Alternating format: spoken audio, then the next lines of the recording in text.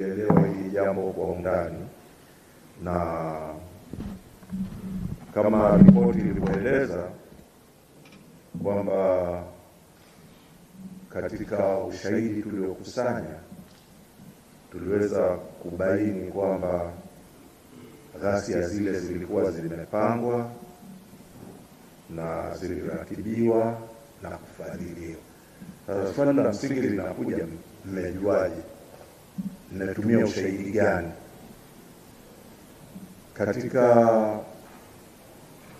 watu zaidi ya 63,000 tuliokutana nao kwa njia mbalimbali, wako waliokuja ana kwa ana, wako waliokuja kwa maandishi, kwa viapo,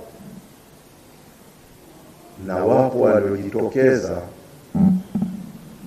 kwa huzuni, kusikitika jambo lililotokea ni baya, na wakakubali wao wenyewe kutuongoza. Kwa hiyo kuna watu tumetoka nao kwenye mitaa, wakaeleza jinsi walivyoshirikishwa kufanya jambo hili. Kuna watu kwenye mabodaboda, kwenye makundi ya mamalishe, kwenye vikundi mbalimbali, mradi walishiriki kwa namna moja au nyingine. Wao wenyewe wanakiri kwamba sisi tulihusika. Lakini mimi nilikuwa nafanya biashara katika soko X. Kipato changu cha mwezi ni shilingi ngapi? Nikapewa na nikaambiwa kuna kazi maalum, na kama mambo haya yakifanikiwa, basi siku si nyingi mafanikio makubwa zaidi yatapatikana. Kwa hiyo watu wa aina hii kwenye vikundi mbalimbali, kwa wakati mbalimbali, maeneo mbalimbali, ule ushahidi wake ukiukusanya unakupa mchakanuo, analysis ya kuweza kubaini kwamba hapa palikuwa na mpango gani. Kwa hiyo ni kwa njia hiyo tuliweza kujua kumbe huu mpango umefadhiliwa. Kuna pia matukio na picha na ushahidi mwingine ulituonesha kabisa zilipangwa mbinu zaidi ya 16 ili jambo hili liweze kufanikiwa. Na cha msingi kabisa ni kwamba iliweza kutawanya zile nguvu ulizokuwa nazo. Kama ulikuwa unategemea vurugu hii itakuwa ni ya maandamano, lakini imetokea hapa, imetokea pale, imetokea kule. Yaani kuna maeneo 202 yalitokea kwenye kadhia hii.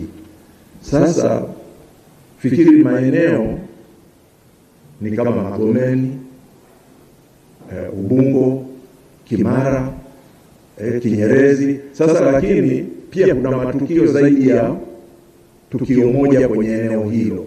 Kwa hiyo ule mtawanyiko sasa na mgawanyiko wa askari kukabiliana na jambo hilo, ukichanganya na mbinu zilizowekwa za vizuizi barabarani, mbinu gani, unaona kabisa hili jambo halikujitokeza kwa kulipuka, limepangwa. Na huo ndio mchakato tuliotumia. Hakuna mtu kwenye tume amekaa akafikiri mwenyewe kwamba hili linawezekana likawa limefanyika hivi. Kuna mashahidi wamekuja, kuna digital evidence za video na picha mbalimbali. Kwa hiyo hizi ndio zilizoweza kutuongoza na kuweza kujua kuna mchakato wa namna hiyo. Naomba niseme kwa uchache tu, ilikuwa ni katika mazingira hayo tuliweza kukusanya ushahidi huo. Asante mwenyekiti.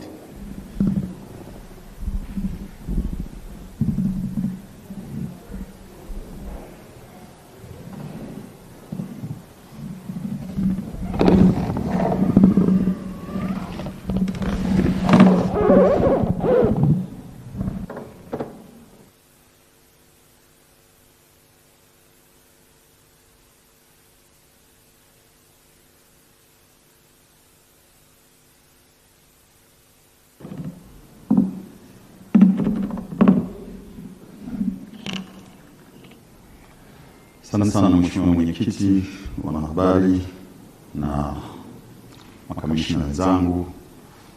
Habari tena za saizi.